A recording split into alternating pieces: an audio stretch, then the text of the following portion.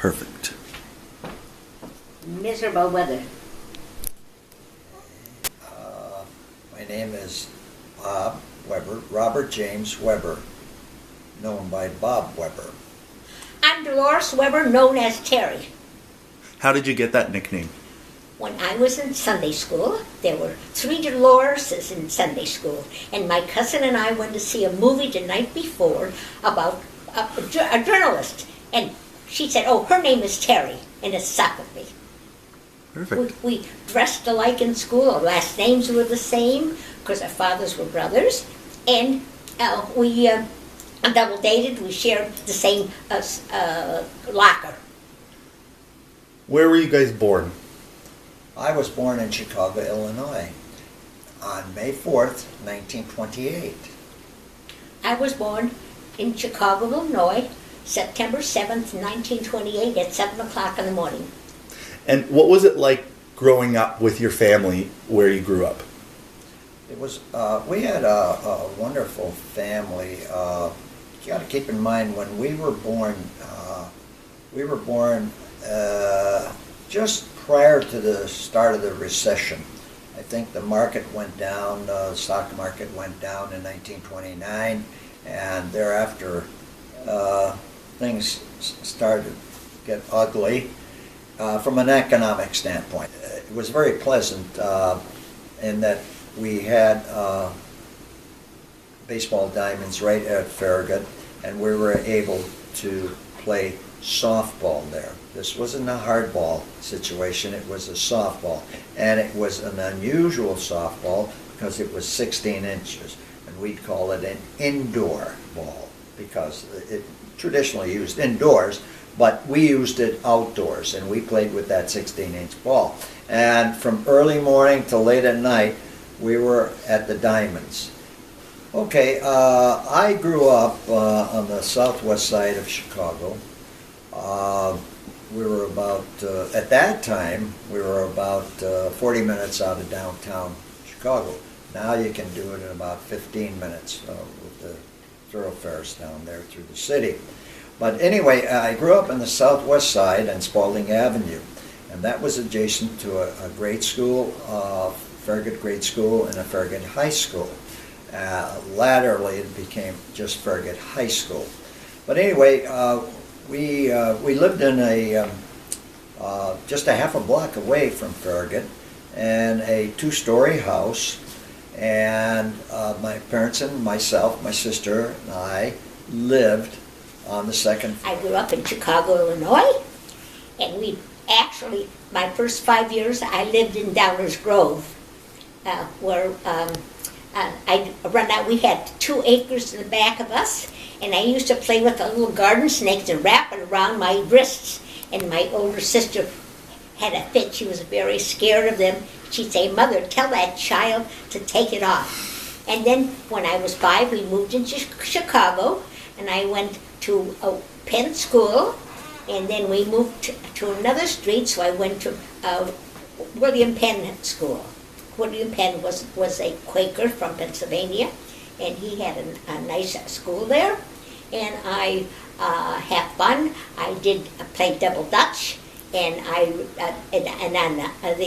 on the sidewalk, and I'd go to my cousin's house. We played Red Rover. Let somebody come over, and they had these little huts in the back of their houses for they had coal in there, and we used to jump from one place to another playing hide and go seek. And then he had a big pool near him with a small pool and then the big one. And in the big one, I loved to go swimming. And I was during the war, I was in a thing that you did dancing in the water. And you'd have to put your feet in front of the person. You're going to circle back and forth. And we ended up with a candle in the V shape for V for victory. And then from there, we went to high school. And in high school, I met your grandfather in Latin. He sat behind me. We'll get to that, okay? But anyway, I had fun growing up.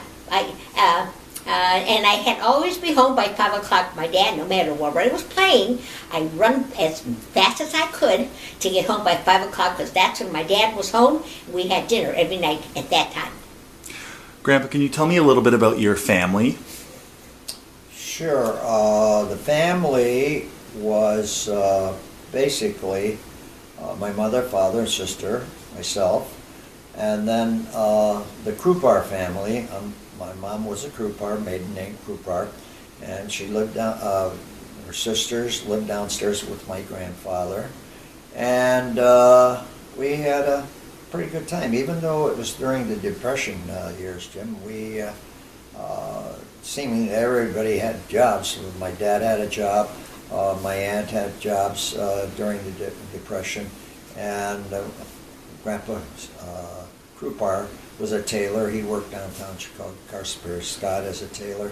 So we got by fine. I can remember as a youngster, though, my dad came home one day and he said, "Mildred, I had to take a cut," meaning I didn't understand it at the time. I thought they were going to cut him open, literally cut him open. But he was going to have to take a cut in wages. But we got through that depressionary period, and of course, with the war, things changed.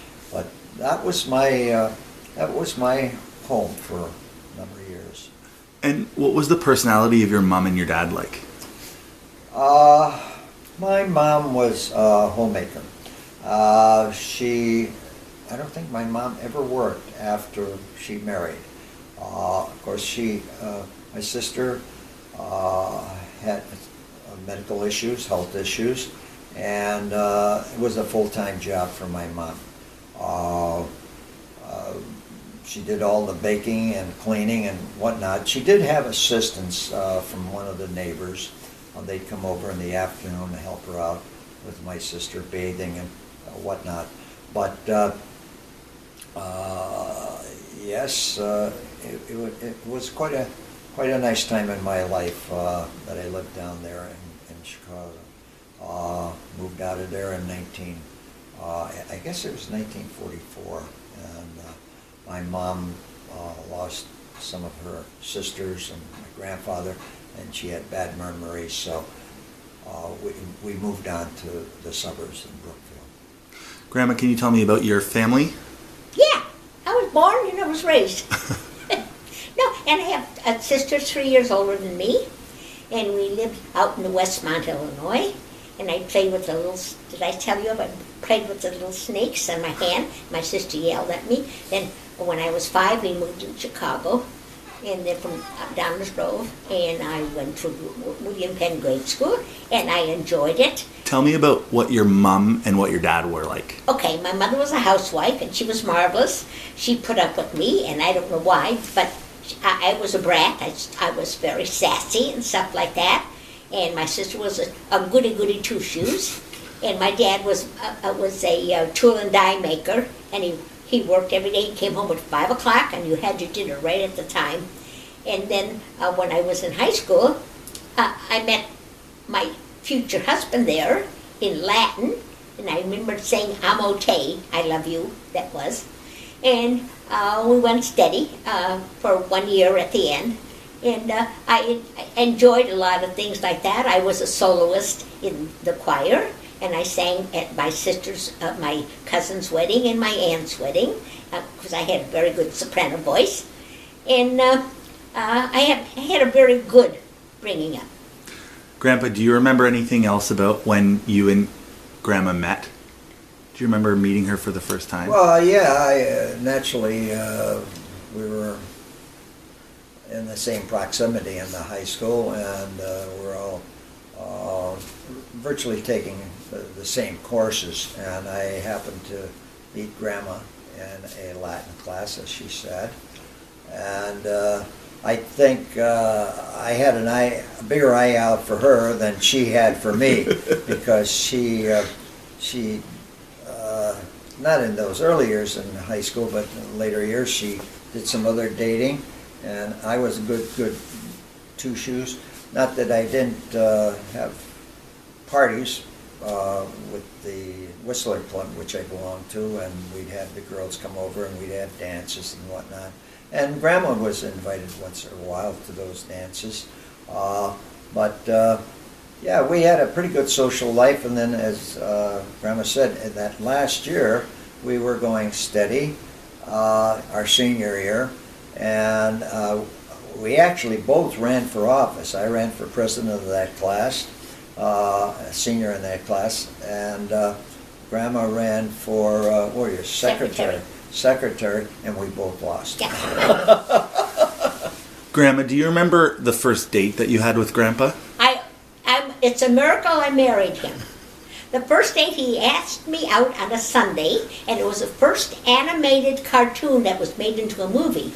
And he picked me up and we walked to the Atlantic show, and halfway through the show he said, "Let's go." I said, "The show's not over." He said, "Yeah, but I promised the guys I'd go to see the Blackhawks play." So he got me on the streetcar, took me home, and I thought, that's the last time I'm ever going to go out with that guy again. Then next week he asked me out, and he said, "I promise to stay with you the whole time." I said, "Okay," and we just kept on going. Grandpa, do you remember, can you describe what it was like going through World War II, living through that time? Well, okay, let's set the stage for that one, Jim. World War II actually started in 37, 39 in Europe, where Canada became involved with that war in between Germany and France and England. And as soon as England committed to the war, naturally Canada was involved in the war. The U.S. didn't get involved in the Second World War until 1941, where Pearl Harbor was hit by the Japanese. And that happened on a Sunday morning, and the following Monday, President Roosevelt went in front of the Congress, and he put before the Congress declaration of war, and that was the start of the war for us. And within a day or two, Nazi Germany declared war on the U.S., and that was the Second World War. At that time, I think I was just 40. Let's see, it was 41, so I would have been in 8th grade, Jim, in grade school. Grandma, do you remember that time? Was Yeah. it scary? Well, yes, I remember a Sunday night, my mother and I went to a show. My sister had a date. My dad was playing cards, and I came home. I didn't know what, but I got to school the next day. One of the fellows brought the big Times thing, and all it said is war. And all I remember during the war is we had ration books. You can only get so much meat and butter like that, but we had a good butcher who gave us things underhanded. But I know one night my cousin was overnight, my parents were out, and we decided to make potato chips. We used all her Crisco, and we sliced the potatoes up and we burned it. We smelled the whole house, and we never did make potato chips after that. But during the war, and my mother worked for 6 months at a radio store putting radios together, and she brought pictures to us at work and said, "Those are your daughters. I thought they came from very wealthy parents." Mother said, "No, I always dress my girls up very nicely." And we grew up with the ration books, things like that. So it wasn't hard for us, not financially or anything. My dad had a job all the way through. Great. Can you guys tell me about how you guys got engaged to be married to each other? Do you remember? Yeah, are you kidding? Yeah, we were going steady, and one night he came over. Everybody saw my ring but me. And one night he came over and he had his good suit on. I said, "You had it last week. What do you want?" I just had a simple dress on, he said. And he got up to me and he got on one knee and he opened this little book, and there was an engagement ring. He said, asked me, "Will you marry me?" And I looked at him and said, "Yes." So at the time, they showed on TV, she's engaged, she uses Pond's hand cream. And I went that night when I got home, we went out to dinner in Chicago. I changed, we went to Chicago, had a special restaurant, had dinner, came home. And at night I went in my sister's bedroom and I said, "Look, and I don't even use Pond's." And I was engaged. How old were you? 19. 19 years old. Grandpa, do you remember thinking about that? Did you ask her dad if it was okay if you could marry her? Oh yeah, I did ask her dad, maybe a couple of weeks before that. He said, "Thank God." He said you want her whole hand, you have to take the whole body. Okay, can you tell me about your wedding day? Yeah, we got married. No, I stayed at my folks, and I had a habit even then of being a little bit tardy. Always. A little bit late. When I was dating your mother, I'd have to travel maybe 8 or 10 miles from my house to her house, maybe 12 miles. And I would always have something to do, maybe a little bit like your father, busy, busy, busy, always something to do. And as a result, I wouldn't get out in time. And I can remember, Jim, that one year, I accumulated 11 speeding tickets. 11 speeding tickets. And I was buying my way out of them in the city of Chicago. But anyway, what we would do is we'd go out on a date. And this is even before we... What do you want to know about our wedding day? Oh, yeah, okay. And Well, you Fred's. can finish telling that story. Oh, Yeah, Fred. let me finish the Fred's story. staying over. Even before the wedding, what we would do on a Saturday night is go out dancing, and the ballrooms were plentiful in Chicago at that time. So we'd do one of the 2 or 3 ballrooms, had some favorites. But that was our Saturday, and then Sunday we would go to a movie, I guess. Huh? Mm-hmm. Yeah. So we had plenty of time together. As far as, I guess your question was what happened during our wedding? Wedding day. Wedding day. So, gets back to this tardiness business, and Grandma didn't feel comfortable with me staying in Brookfield and she in Chicago, so she asked our best man, Freddie Petco, if he would sleep over my house. Well, you asked him, I didn't. To make sure that I got up and I was at the church on time. Like that movie. Yeah, so that's how our wedding day started. It was it was a hot day. There is still a recording, and when you look back at temperatures in Ontario, Toronto, Hamilton, on July 9th, 1949, there were records set here in Ontario, and it was a little bit hotter even in Chicago at that time, but we were in the midst of a heat wave, and my best man had to change his shirt 3 times because of the humidity. No air conditioning in the ballroom, or the Lorraine Ballroom, no air conditioning in the church. But we got through it. It was a nice wedding party. It wasn't large, as I recall. It's only about 11 in our wedding party, that's all. Yeah, but that's the Yeah. wedding party. But the wedding was not expensive. No. I had a beautiful gown I had made. On my wedding day. Yeah, on my wedding day. Well, I picked out a beautiful white gown with the crown top and a long veil, a thing in the back and a veil. And my dad had his tux on. My sister was one of my bridesmaids. And we didn't have a car, so Bob came over with his dad's car, drove us to the church, and the priest, we had a high mass at 11 o'clock, and the priest said, you only do it once, so go all the way. Don't just have a mass, have a high mass. So we did, and I remember when I was saying my vows, at that time, you took a bouquet of flowers and went to the statue of the Blessed Virgin and asked her to make you a good wife and a good mother.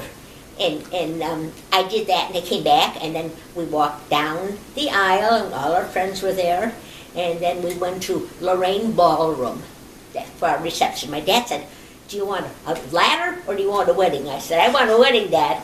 So he picked up the bill. It was all open bar and sit-down dinner. And my cousin was one of my bridesmaids, so it was a great time, and we danced. And then we got home almost midnight, done. And then we got up early in the morning, we went and stayed at a hotel into Chicago, then we took off to the west with his dad's brand new Pontiac. It was after the war, and his dad never used it till we used it for the 2 weeks. Grandpa, do you remember what you said in your wedding vows? No, I don't. I don't. You said I do. Oh, yeah, I do, of course. But my children went to the extreme, not extreme, but they went to the trouble of preparing their special vows, like Aunt Cheryl and Uncle Gary Kruger. But we didn't. I did everything in preparation for that wedding that I thought I possibly could do, but I didn't prepare vows, other than say I do. Yeah. But you know the traditional things like for better, for worse, for richer and poorer. We went through that. Yeah. Did those things resonate with you? Do you think that, like looking back now? You're sort of nervous, Jimmy, and what you do is you automatically say, I do. Yes, I do. Yeah. That was it. The deeper question is, how did it resonate with us? Was it really sinking in? I think at age 21, for a 21-year-old, it probably did sink in. It would resonate with a guy of my age now. Okay, so what was married life like for the first little bit before you had any kids? After you got married, we lived in a old garage back of a house, and they had 2 apartments there for university students. And the way we got the heat is there was a hole in the wall, and it heated up the apartment above and ours, and sometimes it got so cold we'd go home for a weekend, and the toilet was frozen. Very bad. And because my girlfriend didn't want to be a bridesmaid, she gave us like an oven with the cabinets below, and we cooked a lot of meals, and I made his first supper. I made pork chops on a heating pad, and I burned them. And I said, how would I dear eat it? Crunch, crunch, very good. Crunch, crunch. I survived. Yeah. Grandpa, do you remember who you were hanging around with at that time? Like, who were your friends? Well, naturally, our friends were still the folks in Chicago. We had roots in Chicago, and we retained some of those friendships.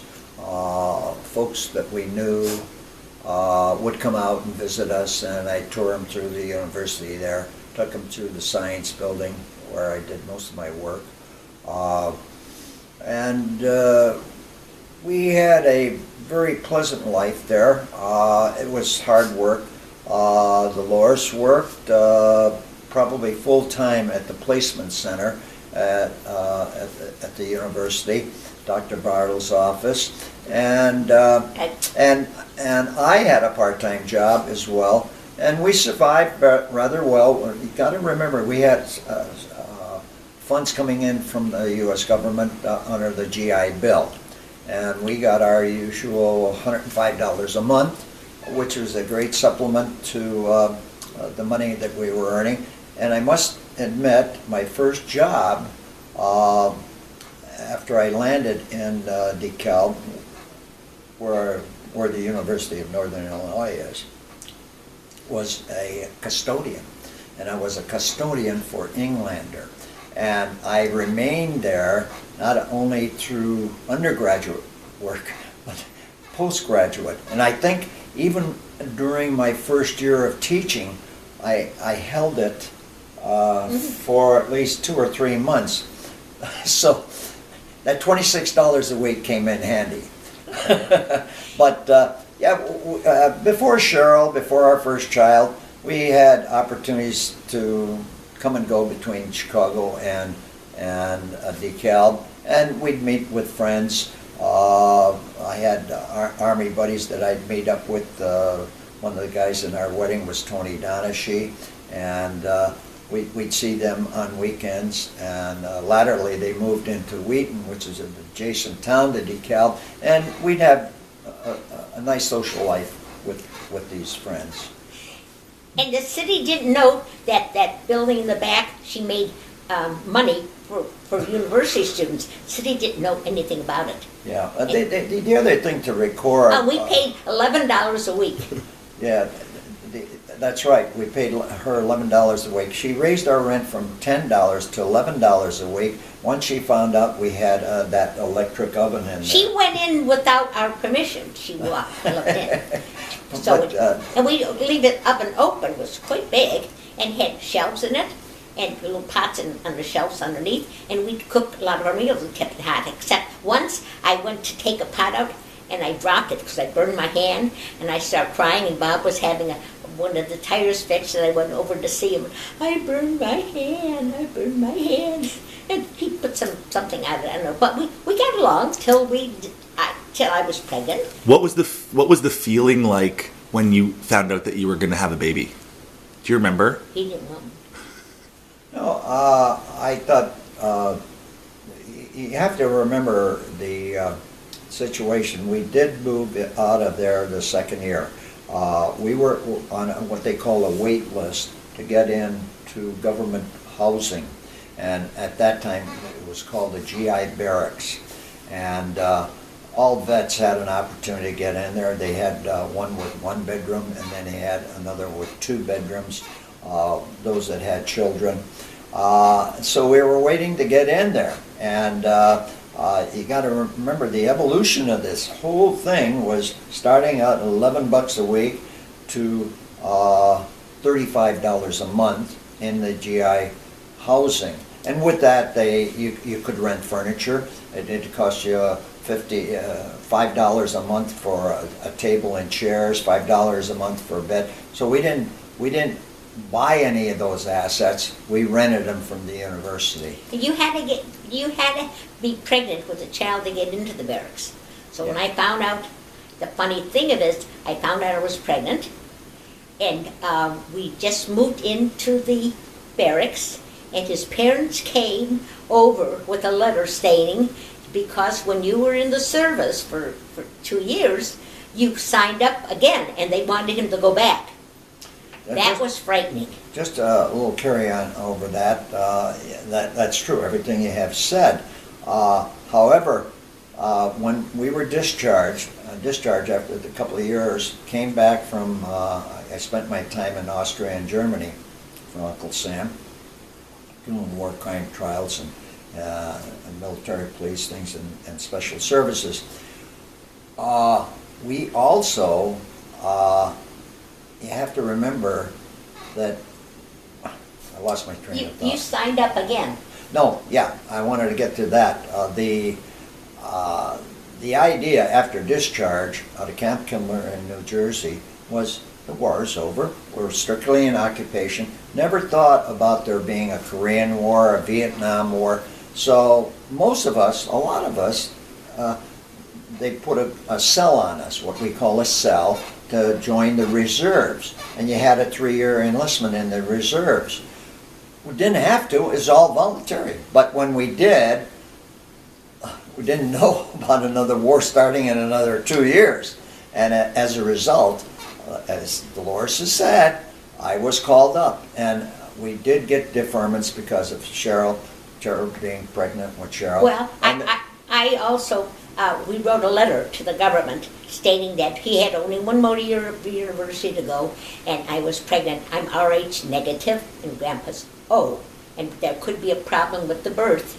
So we wrote a letter, sort of cried a little bit. Well, we got this. And he got okay. A deferment. So he didn't have to go back. No. It was frightening. Yeah, well, it was with the first child coming. And actually, when my parents came over with that letter, those papers were cut for Fort Hood, Texas, for an artillery division, ready to go over to Korea during that Korean War. But it became evident that with less than a year to serve on my reserve, they weren't calling those with less than a year to serve. So we didn't have to go back in the service. So can you tell me now about how you decided to move to Canada and what that was like? We didn't decide. Well, okay, you have to go back a little bit, Jim, on our employment history. After graduating from university, I took a job teaching. And my first salary was $3,300 a year With the master's degree. with a master's degree. Second year, I think I went up to about 3,800. They promoted me to assistant principal there. And it became evident with, I guess at that point in time, Cheryl was born, yeah. Robbie was born, and I They stayed were all on. No, just Gary was born. Gary was born in October. And it became apparent, I had discussions with my brother-in-law Joseph, and he was starting to point out some economic factors that were going to play in this decision. And that decision lie in me leaving education, teaching, and going out in the business world. And I did receive an offer to go with Del Monte Corporation and in Rochelle, Illinois, a neighboring town where they set up can manufacturing. At that time, Del Monte was going into the business of self-manufacturing cans for themselves instead of buying from American Can or Continental Can. They decided to go into self-manufacturing. And there was a quality control job open in Rochelle. I interviewed a couple times and I was hired on. And now I had, at that time, I was hired on in May or very early June. I had 3 months to make up my mind, June, July, and August. I had 3 contracts, teaching contracts, sitting in the bedroom there, waiting for me to sign. One from my former school, the Central High School in Burlington, Illinois, and 2 out of the neighboring towns. And I guess one was in Michigan as well, Dearborn, Michigan. Well, we turned all those down. As I say, I had 3 months to decide. Was I going to stay in education or was I going to move from kids to cans, so as to speak? And I elected to go with Del Monte. And from that point on, we worked 3 years. We were with them almost 4 years from, let's see, that would have been 55 to 59. And then we had an opportunity. You had 5 kids by then. Yeah, we had an opportunity to take a promotion, and that promotion meant a management job here in Canada. So 2 of us were brought up from the States. A guy named Bob Mitchell and myself were the only 2 non-Canadians to open that plant in Burlington, Ontario. And the rest is history as far as... and he came in on one day. Yeah, well, the point Dolores is making here is most people would take normally 3-6 months. When my family came over, they took 7 weeks. 6 weeks or 7 weeks to immigrate. Become landed immigrants here in Canada. I was told by Del Monte back in Illinois that I should come in as a landed immigrant.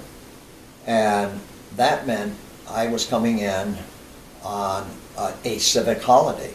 And that civic holiday meant that when I came through Pearson International at that time, I had to wait for a doctor to come in because I had to go through a physical.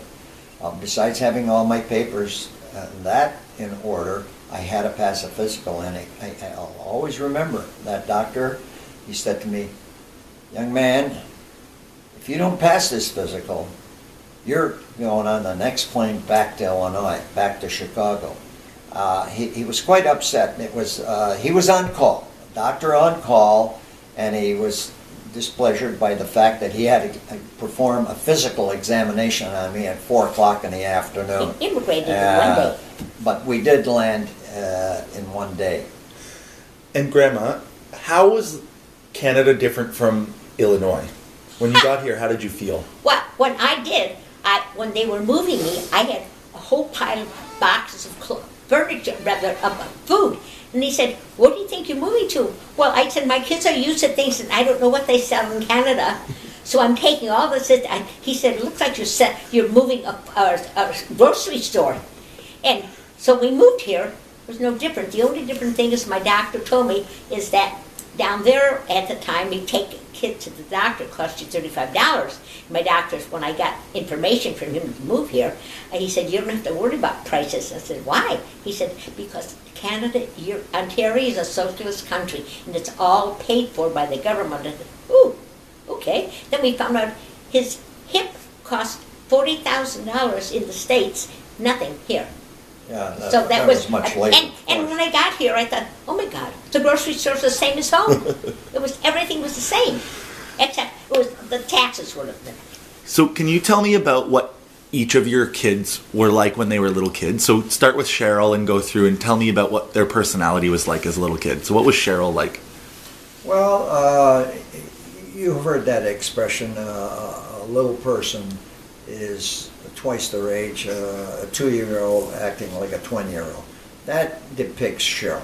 She was old from the day one. As soon as that second baby came into our lives, Robbie, she was an old lady at that time, at age. I think she wasn't 1 yet. No, they were 11 months apart. They were 11 months apart. And it still boggles their mind, but it just happened that way. And being a biology major didn't help me out in that decision making at all. It took 5 kids to understand what was happening, I guess. We found out what caused it. Yeah. Anyway, yeah, Cheryl was the first, and there's one episode I have to tell you about Cheryl. She became quite verbal. I believe she was a year and a half. Yeah. And she was walking at that time, Ooh, yeah. and she could converse with us, small words, small sentences. And I decided to, and she would say something about daddy. What was the expression she used about daddy? And No, she was going to nursery school at the university, and because she went 3 times a week. At the university? Yeah, at the university. So they gave her little cups of like orange juice and crackers in the middle. So Bob picked her up one day. At nursery school, and I took her... Right at the university. Yeah, and I took her up to the labs to introduce her to my friends at school. And I said, say hi to these people, Cheryl. And she didn't say a word. She didn't say a word. We got into the car after I was driving her home, and she said, 1, 2, 3, Daddy? 1, 2, 3, Daddy. I'd ask her to count for my friend. She didn't. As soon as we got in the car, 1, 2, 3, Daddy. 1, 2, 3. Cheryl. Bob was a little disturbed. Yeah. Robbie, as a small child, was pretty obedient. He had very different ways of playing. He played. First of all, we lived in DeKalb, and our first house did not have a surface driveway. It had pebble stones and sand, gravel. And I'll never forget how Robbie spent days, even before he was 1, on that driveway playing with his automobiles, with his toy cars. And he went through a pair of gym shoes. And we bought him cowboy boots. He went through them in 6 weeks. I threw him out during the night. he scraped his toes. Yeah. And then tell me about Gary. You got him 2 hours? So start with... When Gary was born, I had the first time giving him birth. And once he started growing up, he was an imp. He was into everything. One day, Bob had to go uptown, because it was boys, across the street, his birthday, and Bob said, I'll take Gary and Nikki in the car, and I'll get a present. So I said, Robbie, go across the street to Tommy McCabe's house, and Grandpa will, when Dad comes back, he'll give you the gift. So I was waiting here, and John, who was 3 months old, and all of a sudden Bob called me up and said, I can't find Gary. What? I can't find Gary. So we had 2 cars. I said, okay, Cheryl, I thought she was so old, at 5 years old. I said, keep an eye on Johnny. And I got in the car, and I started driving uptown, And all of a sudden this little kid was walking along in the snow, hat pulled up, hands in the pocket very casually. Gary, get in here. But Mommy, I didn't want to go to jail. I said, well, Grandpa parked in front of the hydrant. And he said, I didn't want to go to jail and I wanted Nikki to come with me. And she said, no, me wait for Daddy. So he walked.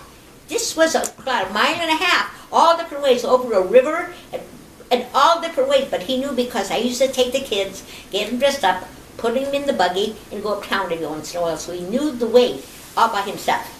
And another time, when it was the end of the parade between DeKalb and Sycamore, we were sitting down where the parade ends.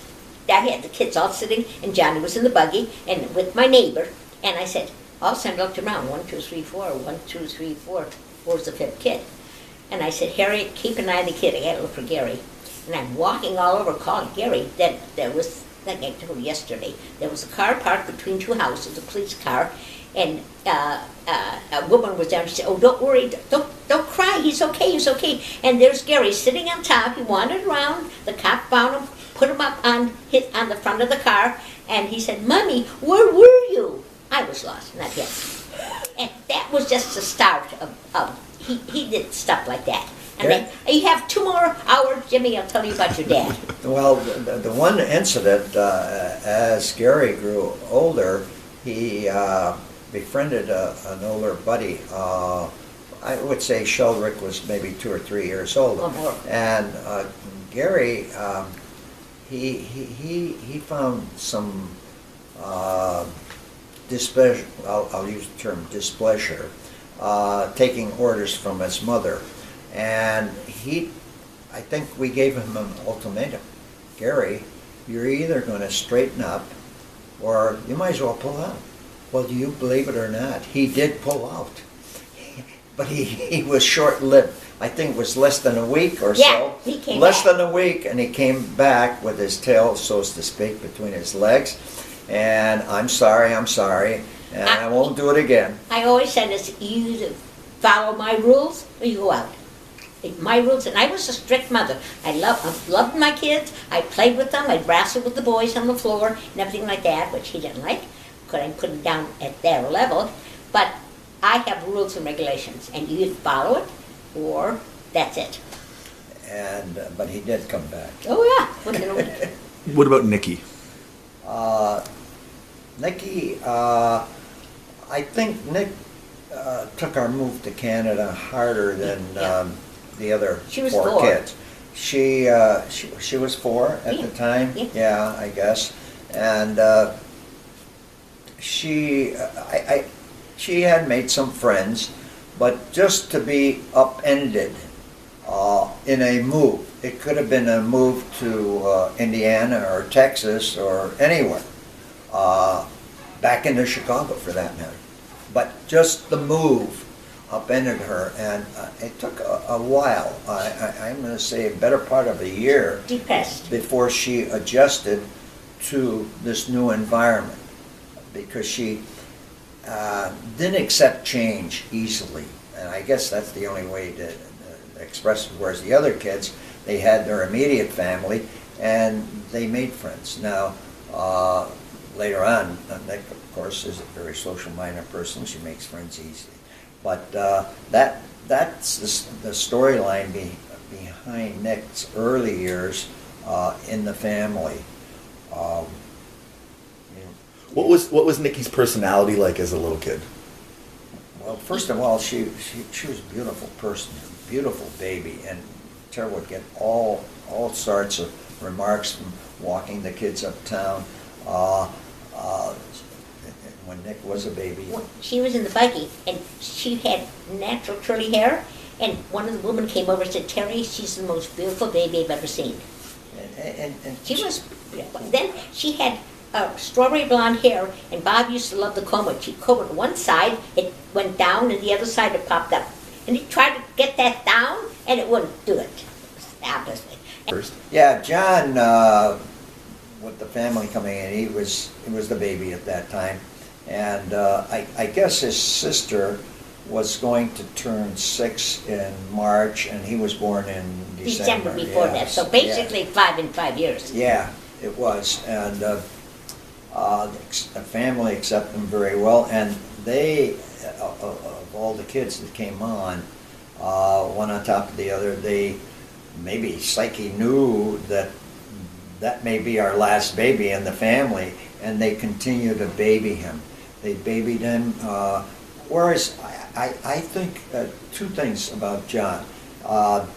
He didn't have to speak early because he could point, and one of those siblings would address his concerns or his request. The other thing, John had a problem with his vision, and as a result, when we did enter him into school, I think he fell behind on his reading because his vision on the board, and we didn't get early enough signs from the educators at that time, or we didn't notice it. You got to remember, we're dealing with 4 or 5 kids within a 5-year period, and most families don't experience that. So with John, with that vision problem, I think it did hurt his reading, his capabilities academically to start with. Now we quickly got that resolved with lens correction, and that helped John from that point on. But he was the baby of the family, still remains the baby of the family. Once we had everybody at the restaurant, at the Cub, and we had a hiker at the end. And he walked in and they said, "What's that for?" And everybody said, "Well, you're the baby." But no, what happened to John is he had a balance. He'd always tilt his head because his eyes weren't proper. Yeah. And then finally, when he was a lot older, he had an operation and corrected it so he balanced this way. He still wears glasses. Okay. When Johnny was 10 months old, he was teething and he cried all day long, and it was Halloween. So Bob took the 4 older kids out, and finally I got John to sleep, and I shut off the outside lights. And this kid's knocking like mad, and I opened the door and said, "I don't need more candy." Shut the door, and this little kid yelling, "Mommy, it's me! Mommy, it's me!" It's Gary. "Oh, Gary, get in here." She rejected her own son. Well, I didn't know. Okay, can you tell me now about your house on Eagle Drive?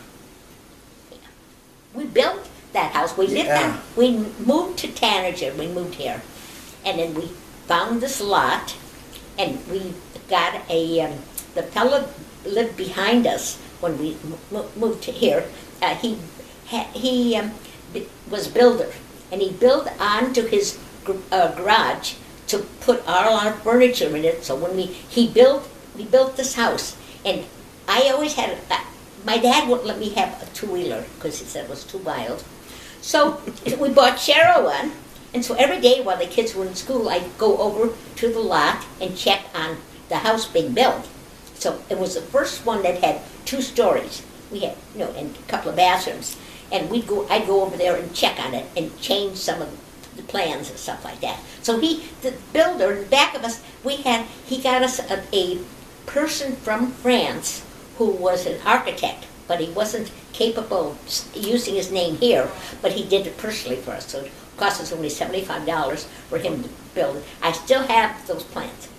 Yeah, they just one word about that.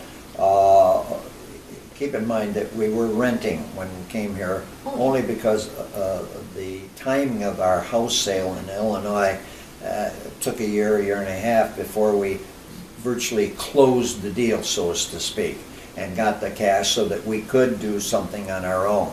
And what happened was there was this lot. I was looking out across Tanager from my kitchen window with Dolores, and I said, I'm going to go and speak to that gentleman over there. And he said, "Yeah, I have a severance on there. I have maybe 150 feet. I have a severance of 75 feet. Would you be interested in that?" I said, "Yes, we would." So we proceeded with that. And then we did acquire plans that were drawn by this architect that didn't have the thing behind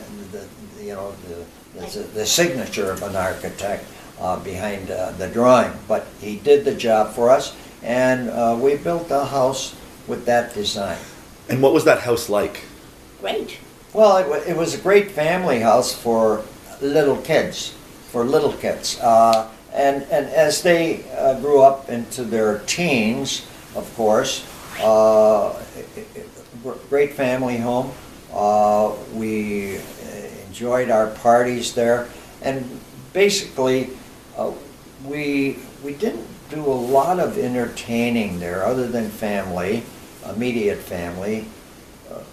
My folks, Tara's folks coming out, or brother-in-law, sister-in-law coming out, cousins coming out. We didn't invite friends. It wasn't that sort of a house, but it was great entertaining for the children. And Fridays were pizza night. Fridays were pizza night for those kids. And they all could invite a friend or two friends over for Friday night pizza. And we did have one friend, Mr. and Mrs. Jones, Ernie and Betty Jones, that would join. And Ernie loved this, particularly when the girls got into high school. Ernie didn't have any children.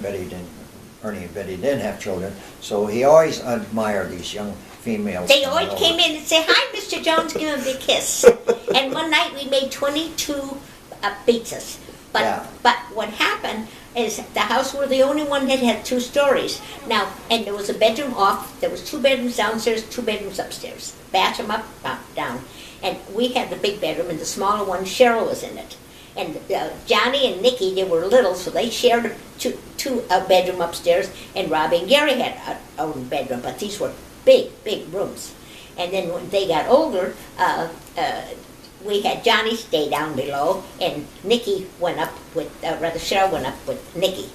But then after a while, when Cheryl left, we opened up the wall between our kitchen and the bedroom. We made a little family room. But then kids wanted to entertain, and we had a roughed-in fireplace in the basement. So one day we went out and bought a bunch of bricks, about 10 cents each, and we left the truck, and everybody helped us around to the basement, and everybody handed a brick to the next person. And Bob built the fireplace downstairs, and in between it, when he was putting it together, he left a little bit of the cement sticking out, so it was interesting. So we had parties downstairs, and the kids had a lot of fun down there. Yeah, just a word about that particular year. It was the year that Robbie was getting married. So what we did, now this is 40-some years ago, 42 years ago, but when we were in there, Jim, we decided we're going to renovate. And that decision was made in the spring, and we started the renovation process on July 1st, the long weekend in Canada. We started that process, and we had to finish everything by August 31st, Rob's wedding day. And I remember Mr. Hawkins come over, Chris's dad, and he says, "You're not going to do it. You're knocking out walls. You're doing this." Well, we enlisted all of our kids. And their friends. We gave them certain chores that they had to do. For example, Rob and Mel, it was their wedding, but they had to clean up the inside woodwork and varnish all the inside window work and throughout the house where it could be varnished. Several of us worked on the basement, and we completed by August 31st. And we bought a portable bar with 2 stools. Yeah, for Your downstairs. parents ended up buying it from us. Can you tell me, do you remember meeting each of the kids' in-laws? Like, do you remember meeting Gary Kruger for the first time, and Chris Hawkins for the first time, and Mary for the first time? You mean their in-laws? Yeah. Yeah, I can remember the Krugers for the first time. Cheryl was the first to be married. No, but I mean, Gary himself. Do you remember when Cheryl introduced you to Gary? Oh, to Gary himself, Yeah, Gary exactly. Kruger. Cheryl was at NI, my alma mater, Northern Illinois University, and she had been going out with a guy named Bill, and then another one, and I I was flying back and forth between here and California, and I'd stop over in Chicago and visit with her, and I'd take her and her beau out to dinner. And it wasn't until Gary that I gave her the approval after I met him, but and she read the signs pretty well. She was pretty chummy with this one beau, Bill, and I sort of put the thumbs down, and so that ended that relationship. But she appreciated my opinion, and that's all I could offer. But when I met Gary, first of all, Gary, as you know, is a most personable kind of a guy. He's intelligent, and he's focused, and he's motivated. He was motivated then. Originally, Gary wanted to, he applied for medical school, but then he eventually wound up getting accepted at no, he was accepted at what medical school? Loyola Medical School, or dental school, and Cheryl worked those years helping him get through. So that's one that's vivid in my mind. As far as Melanie was dating Rob here, even in high school, and so we got to meet Mel. And you wondered about the parents of Melanie and Gary Kruger. More about the kids themselves. So, like, what about Mary and Chris? Yeah, well, we had a rather unusual meeting of Mary Weber, or to become Mary Weber, Mary South. Mary and Gary were in high school, in Nelson High School together, Gary's final year there.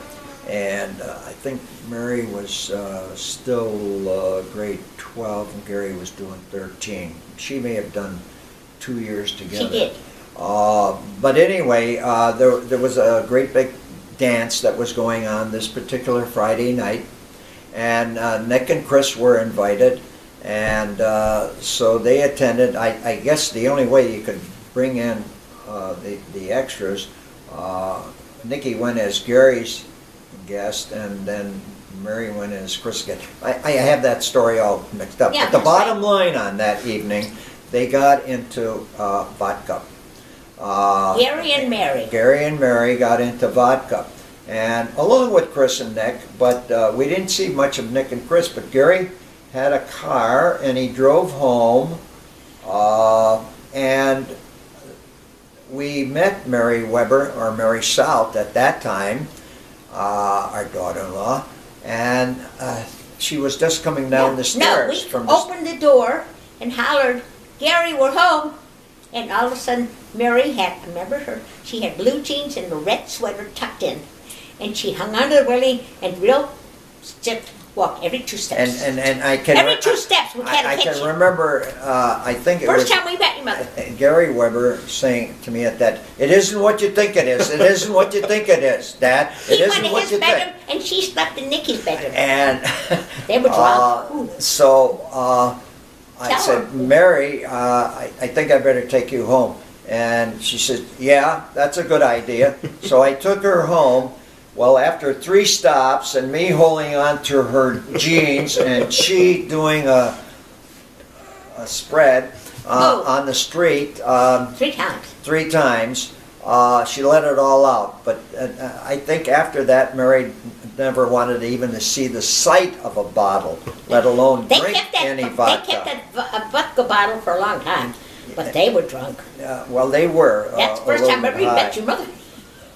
But anyway, I deliver her home after those stops, and I don't think her parents were welcoming her home very nicely. And do you remember meeting Chris for the first time? Yeah, Chris was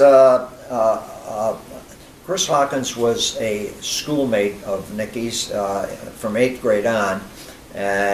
Well, 8th grade, because Nick, he went to Aldershot High after graduating from the Holy Rosary, and she went on to Notre Dame High School here. But we met Chris when they were early dating, like I say, 8th grade. Maybe it had to be in high school. High school, yeah. It was in high school. Yeah. That we met him. The one experience we had on those early dating years, we seemed to have a lot of automobiles. Rob had an automobile, Gary had an automobile, well, Chris had an automobile, and it was one of these English cars. Little one. And I don't have the make of it, but it was a small one. And he came over, he was dating Nick, he left it in the car parked in there, and unfortunately, he left it there in front of Gary's car. And what Gary did, he took off and he ran over this English car, smashed the hood and all. Chris wasn't too happy. It wasn't repaid until about 25 years later, where Gary and Mary bought Chris a canoe. And dropped it off at his house for repayment of that car, the damage to the car. Speaking of that, Grandma, you have had some run-ins with cars in your life. Can you tell me a story about? Well, once upon a time, we had double car garage, and I had a little blue convertible, and we had plastered walls, and the Pontiac was here, and my little Chevy was here, and I got in, had my seat belt on, the radio was on. I opened the door to make sure I was going somewhere, and my door got stuck in the cement. So I pulled forward, my door fell off. That's not funny. Luckily, I called one of the girls who lived near me, worked with me. Can you pick me up? Why? I said, I lost my door. What? Oh, and my kids never let me forget it. Do you remember what it was like when you found out that you were going to be grandparents? When Mary and Gary told you they were going to have Amanda? Mary kept on saying, every time I called, guess what, I'm pregnant. Every time she called, oh, yeah. Oh, come on. Mary, you say this every time you call. No, honestly, Mary, forget about it. Then we got over there, and she had a bumper. And then, I remember the night Amanda was born, Nicky and Chris, and Grandpa and I, went to London the next day. And then we went to the nursery, and there was Amanda way in the back and the little thing, and she kept looking at us, and Chris and I kept on taking pictures. Your little sister was so mad, she turned her head. The flashlights were going so much. She was stubborn the day she was born. Grandpa, how did it feel to become a grandparent, though? How did it feel? It felt good in a way, but I thought I was rather young. Was I 49? I don't think I was 50 yet, and No. here I was a grandparent. But it was a wonderful feeling, and of course all of our grandchildren, including yourself, Jim, we're very pleased with all of them. We've had some ups and downs on the John Weber side of grandchildren, but by and large, 100%. And our life on Eagle Drive was basically surrounded by grandchildren. And it was fun because when Amanda was born, your parents often came to go to on Ottawa Street. Lakeshore, I'm sorry. Ottawa Street shopping, and they'd bring Amanda over. The first time I was outside hanging clothes, and Amanda was in this little swing thing, and I was talking to her, and I had fun because I was working in Hamilton, and I'd go through the alley to Robinson's store. Mrs. Weber, you here again? I said, yeah. I bought a pile of clothes for Amanda. I bought so much clothes, and I bought her a buggy. I bought them a buggy. All my grandkids, I bought them a buggy. Back to what you were saying before, can you now talk about what life was like on Lakeshore, at 4000 Lakeshore, in that house? Yeah. Party house. I corrected myself by saying that my grandkids really were the depth of that house from a social standpoint. All of our grandkids had great parties there. We had many Christmases that were spent there. The system at Christmas Eve was always to get to our house, and the in-laws sort of took the Christmas Day, but they always manage. We're very blessed to have this opportunity, Jim, to have our family, our 5 children, their spouses, and their children join with us on Christmas Eve. And we had opportunities to seat. We had the size of the house we could seat the younger of the grandchildren at a table, and they. You're the second one. We called the early setting, and these were children primarily under 6, I would Whatever. say, 7. And We then had kids. the midterm kids are those that were ages 7 to 13 or Like whatever. Jimmy. Like Jim, yourself. We had a second setting, and while talking about settings, we decided pretty early that if we were going to enjoy this setting at Christmas Eve with our family, we should have some help. And I think you'll all remember about this little girl who came in. We met her at the Burlington Golf and Country Club and asked her if she would be willing to work Christmas Eve for us. And she agreed to, and she served. She didn't prepare any of the food, but she served the food, took care of the dishes, fed that first group, second group, and then after that, she had to feed the adults in the dining room, and 12 of us. I guess there were 12. Yeah, she 11 served yeah. 12 this way and cleaned up the other way. The only thing we did was we washed our own cups and glasses, and your dad broke 3 of my good glasses. He had big hands, and he took a tea towel, and we wiped the glasses because I didn't want them to break in the dishwasher, and he broke them. What were your favorite parts of that house? What do you remember about that house? My kitchen. We renovated my kitchen, and then we had a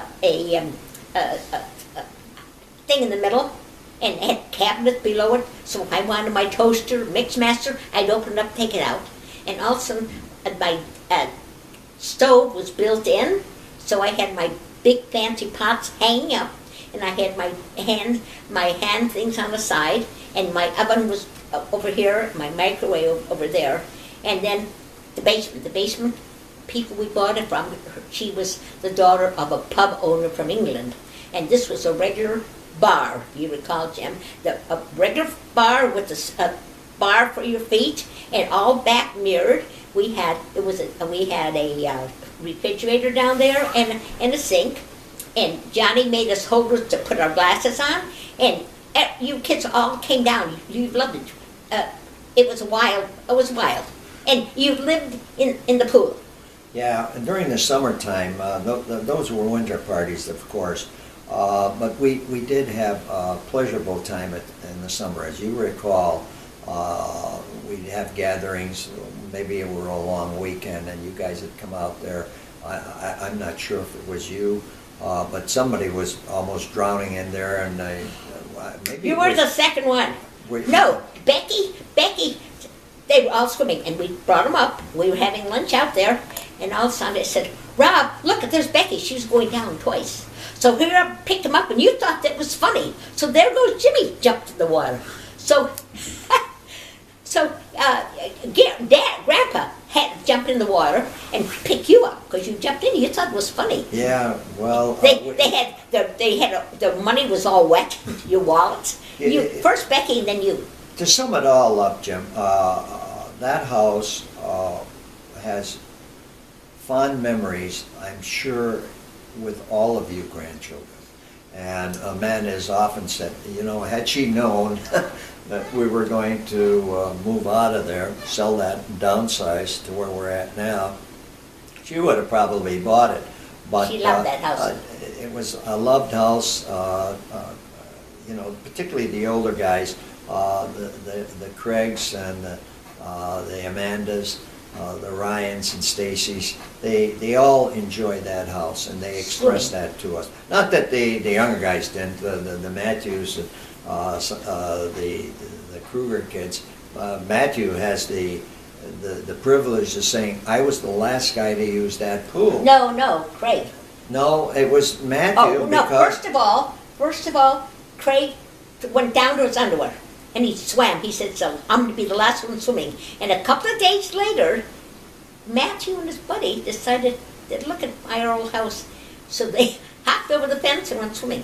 Yeah, after we had moved out. Moved out, After yeah. we moved out, probably before the other people moved in.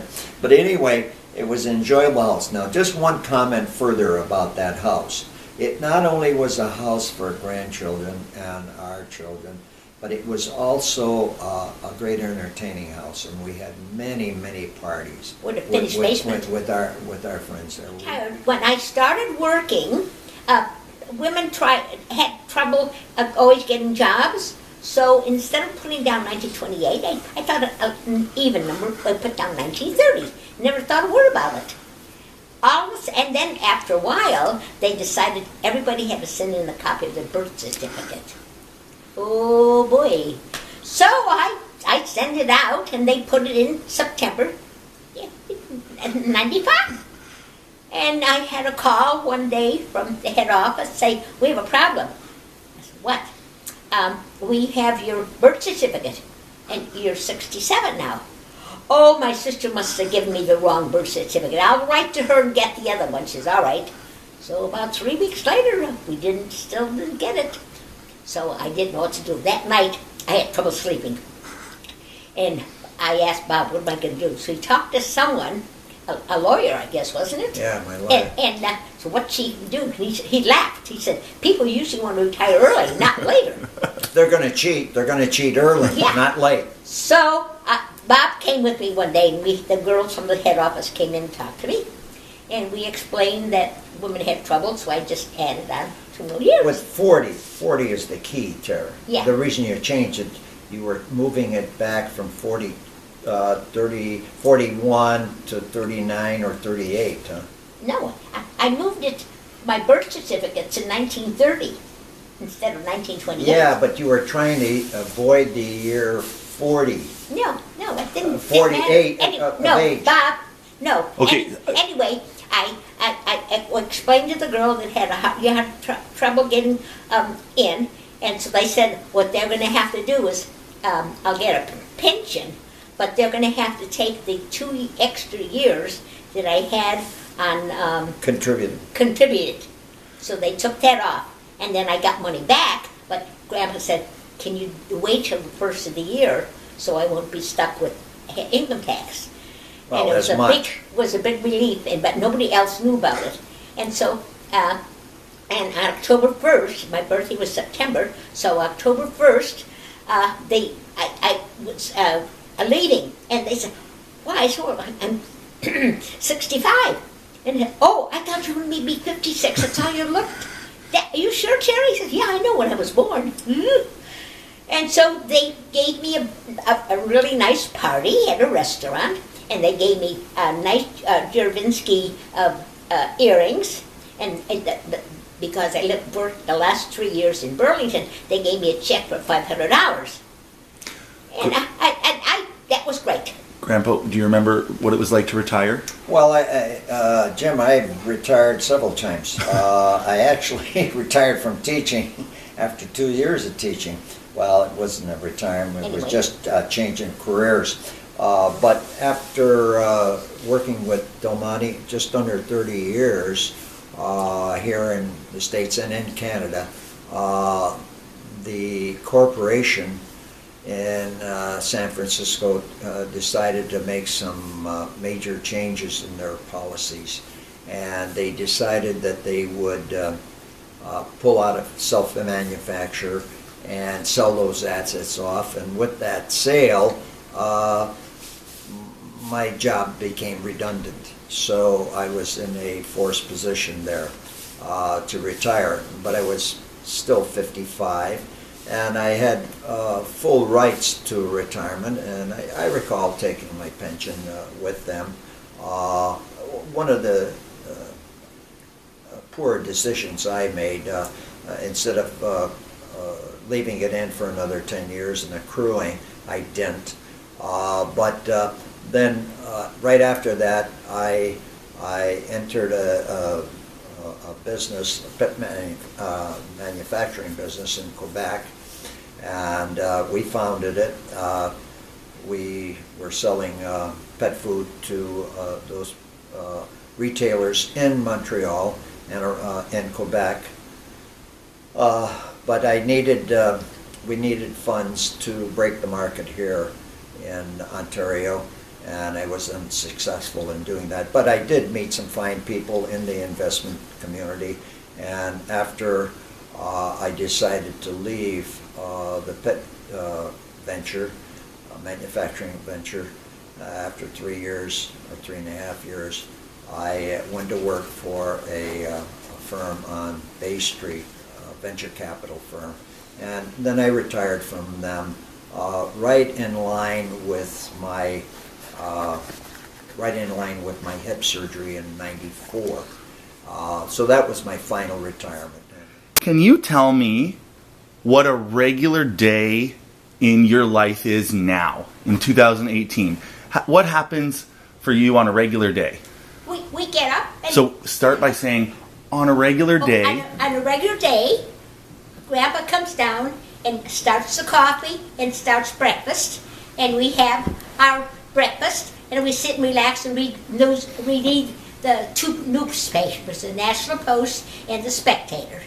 No, the one difference, we do that together, and we both do it. We both participate in that format. But Grandma's period with the paper is a little longer than mine. She has a habit of reading all the newspapers except for the sports section. I concentrate on the sports section and probably the business and world news, whereas she doesn't focus on I don't read the Financial Post. That's right, and the sports section. And then we have lunch when? Around 1 o'clock? Oh, well, we generally make use of our morning. My morning's just a little bit different because I walk generally every morning prior to breakfast. And recently, during all this heat that we've had and humidity, I try and walk before 8 o'clock. So by the time I get back, I'm out probably a half hour, 40 minutes. I then get Grandma up, or she's up by that time. So that's the one difference we have in that morning session. And then after that, it depends on the days of the week. When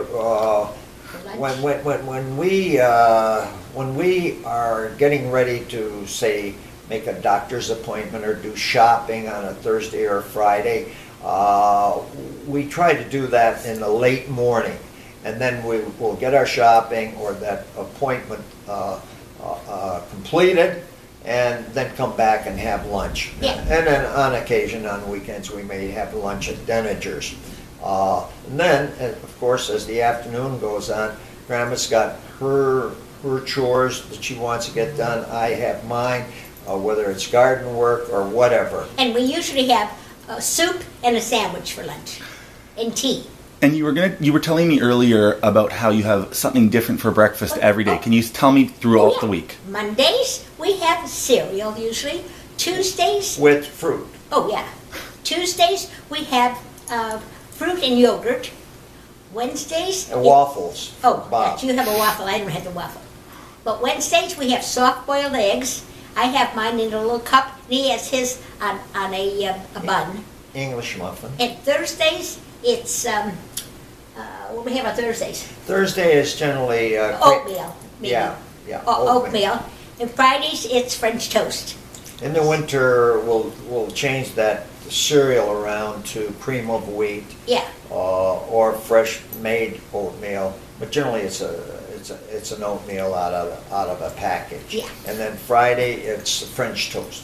Yeah. And of course on Saturday and Sunday it's open line where you can Whatever we choose like. just what you want. You can have a bagel, you can have toast, you can have nothing if you Whatever. desire. Okay. So it's an open line. Okay. Perfect. Okay, I'm going to try change gears a little bit. Can you tell me over your life and now why God is so important to you? How has God played a part in your life? Well, all right. You want to have a crack at He it? made Let's start us. by saying God. Oh, God made us, and we thoroughly believed in him. I went to Sunday school since I'm 5, and then I changed when I was about 16. I became a Catholic, and because Grandpa was going with me, when he went to the army, he made his first communion in Austria. And then I was Catholic that way, because you had to go, when you got married, you had to go by the altar.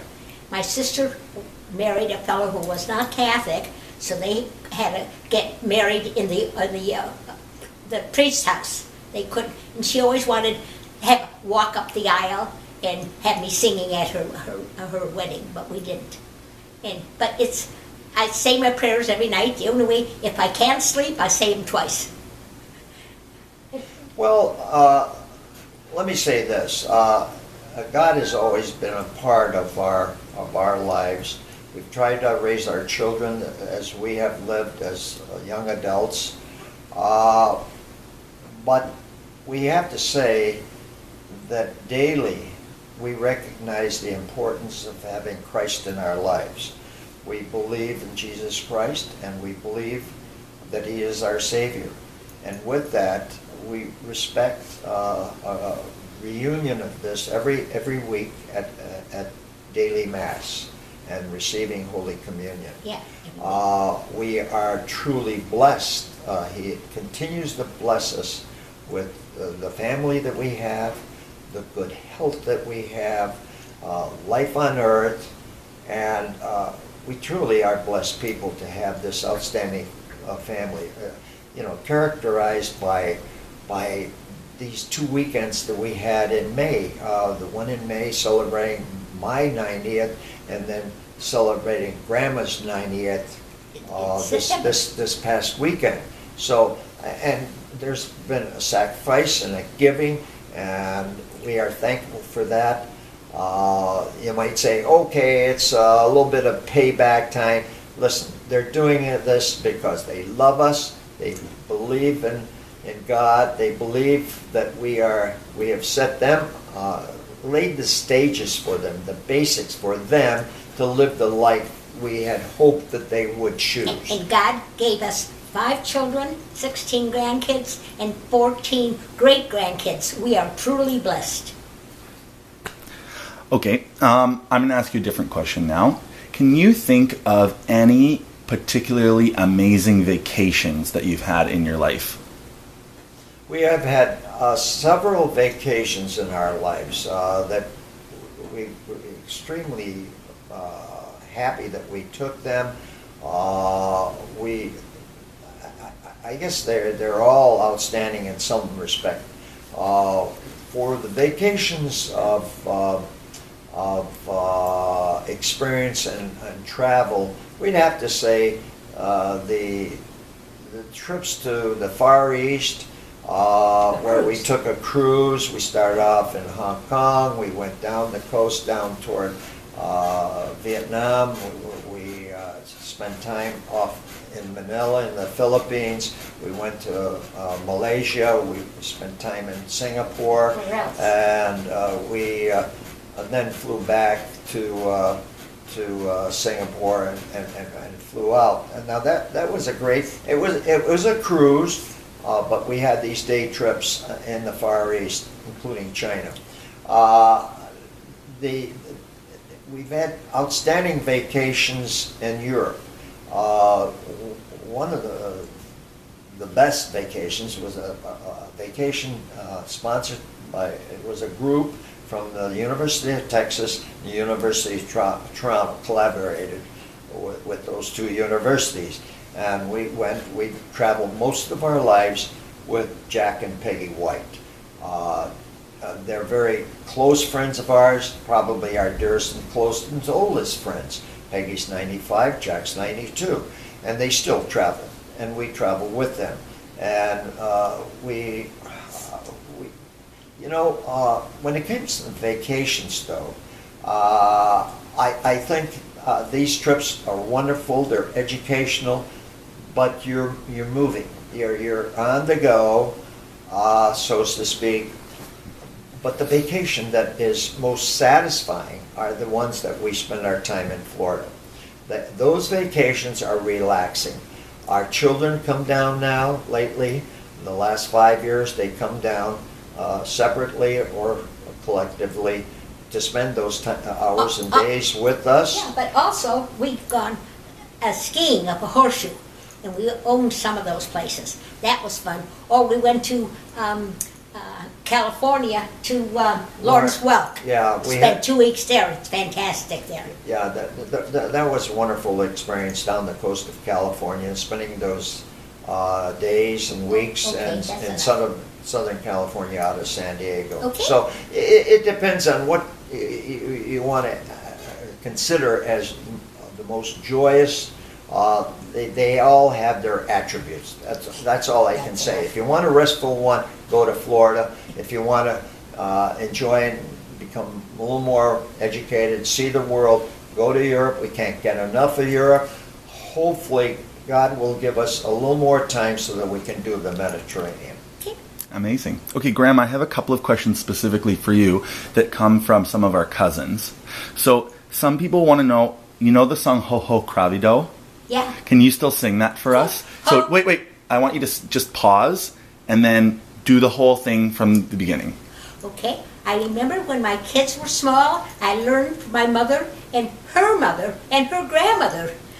My great-grandmother sang it to my mother when she was a baby, and it was Ho, ho, cravido, neshlam liko kusheliko sapado, natrohala depeni, ho, ho, ho, ho, ho, ho, which means it's like Jack and Jill go up a hill and spill the water. That's what my mother said. It's Bohemian from Czechoslovakia, my ancestors. Okay, do either of you remember a story about getting mad at David about tennis balls?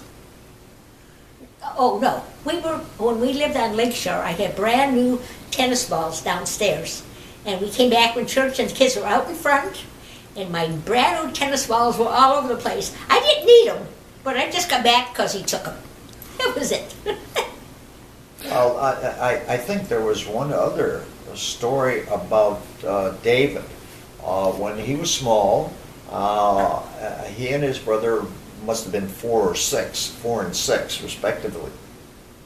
And we were living, I believe it was on Lakeshore, where we had a glass table stored down there. It was an outside table, but with a glass top. And we stored it during the winter months. Now this is early spring perhaps, or might have been even at Christmas time, where David took a... No, Craig was going upstairs, and Adam was going upstairs, and Craig said, I want my truck. And David took his truck and threw it downstairs, broke the table. Big round table. He broke it. A glass table. Yeah, so we got a new one, but it was plastic.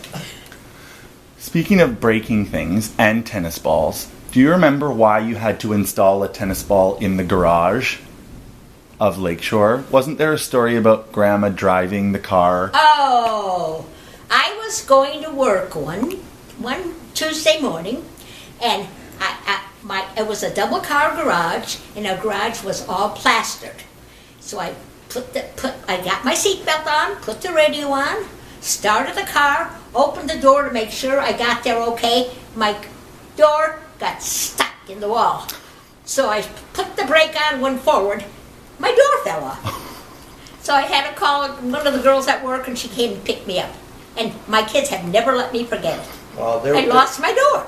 There a further incident with the garage and Dolores' driving, Cody's driving, is that we had to put a railroad tie to block her front wheels because over time she was driving into the wall of the house, and the wall was the wall to the den, and we were developing a larger and larger hole. So what our boys did was acquire this railroad tie and put it in there so she couldn't overcome. So they didn't have a dull mother.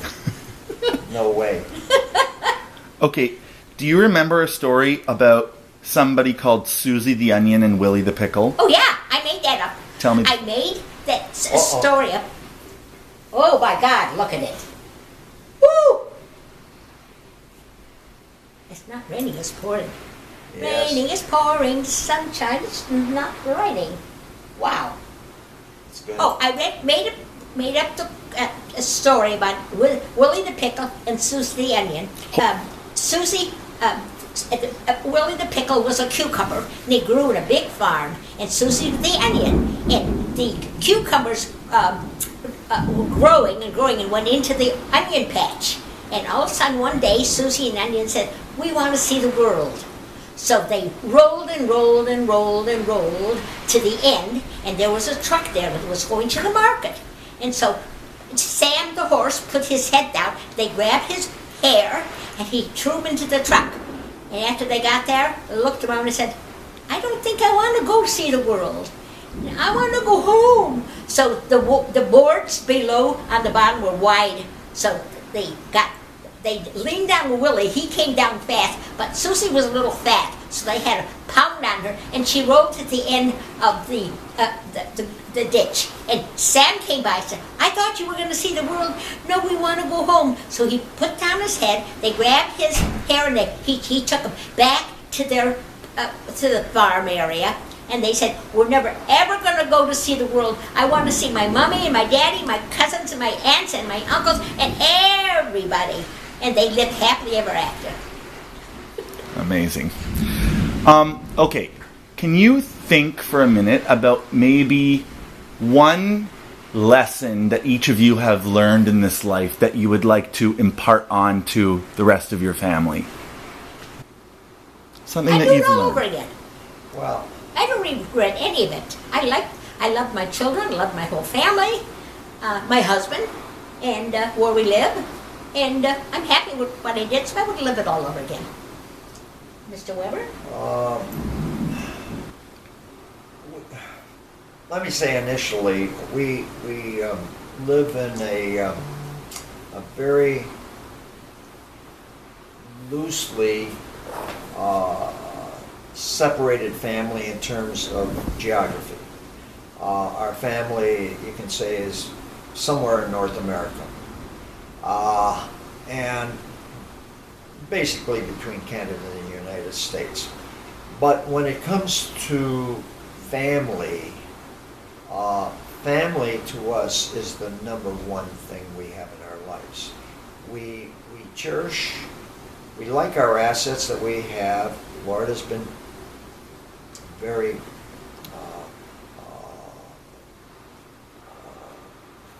he's been very good to us in terms of providing us with the needs of life, the assets we have. But I have often said the most important asset we have in this life are our children. Our children and their children and their children.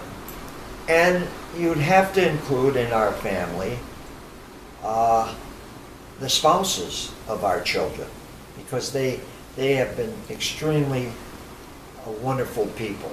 And if we have imparted anything in this life, it's the thought of this family, the family aspect of being together. Remember who we are. We have differences. We're not absolutely pure in that respect. We're entitled to our own opinions. But again, then, from a health standpoint, or longevity standpoint, what can we say other than God has been good to us, He's given us a life, but we have influenced, we haven't tried to hinder what He has provided us with. In that, I mean, live a life of moderation.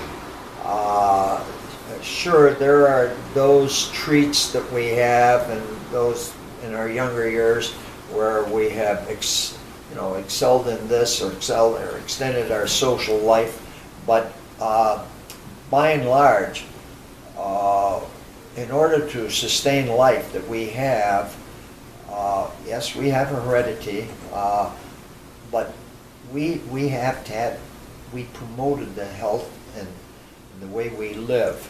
And you know, that has influenced, I think, to a large degree, the way our kids have chosen their lives, whether it be here in Canada or in the United States. Grandma, Jenny wanted to know if you can still stand on your head. I haven't done it for a couple of years. Wait, say that again. I haven't done what? I haven't tried to stand on my head for a while, but I did once. When I was going to gymnastics, I put my hands down, got my knees down, and all of a sudden I went all the way up. And I was shocked at myself. Then I came down pretty fast. It was fun. Okay, I think this is going to be my last question. And it's sort of when I talk to everyone in our family, this is what they wanted to know from you. You guys have both recently turned 90, or you're almost turned 90. You've recently turned 90. That's such an amazing milestone. What is your advice for living a long, amazing, meaningful life?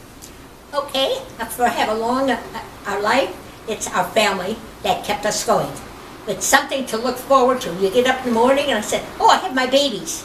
Something I've always wanted, 5 and 5 years. And have a husband who respects me and loves me, and it's our family that has done it.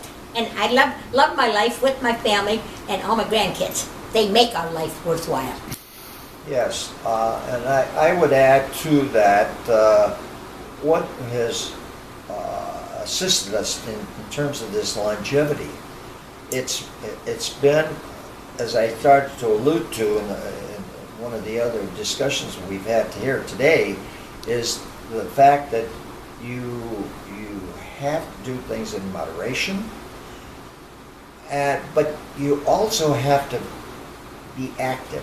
You have to be active physically and mentally.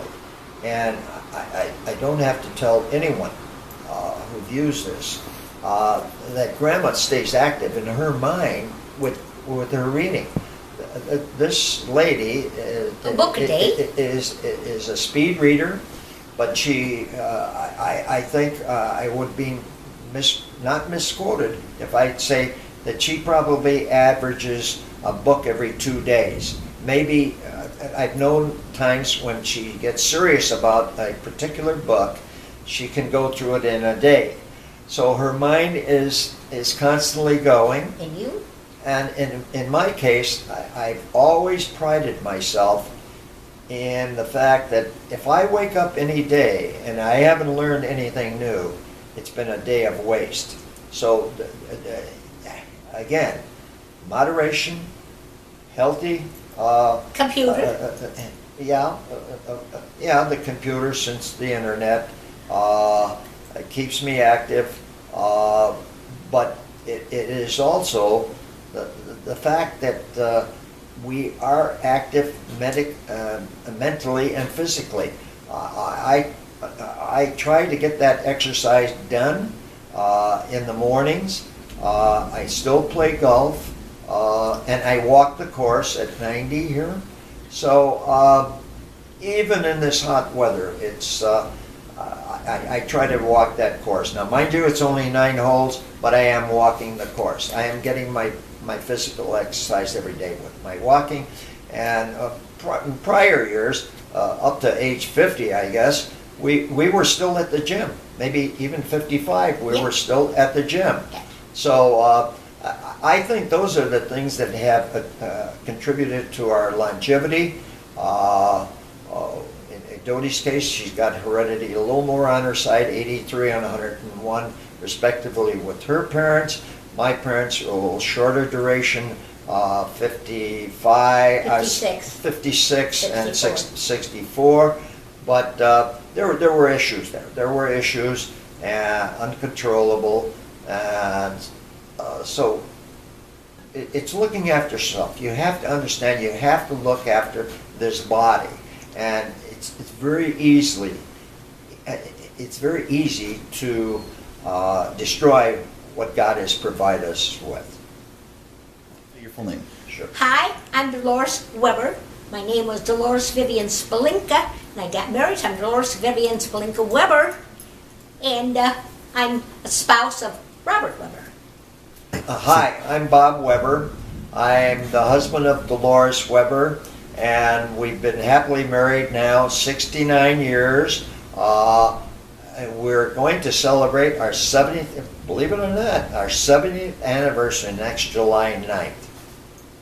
The end. Hi, Dolores and Weber. I just want to say hi to everybody, my family. I love you all very much, and I'll be 90 this Friday. I love you all. All right, this concludes our little story. Our grandson Jim has been very kind, thoughtful, and creative in terms of requesting us to do this. Hopefully, well beyond the days that we're here on earth and in heaven, hopefully. But he's done a remarkable job. I want to acknowledge that. It's been a wonderful experience for us. But I hope that you each look at this occasionally and realize you get a little insight. Probably you know this already of what we think about and what we believe in, and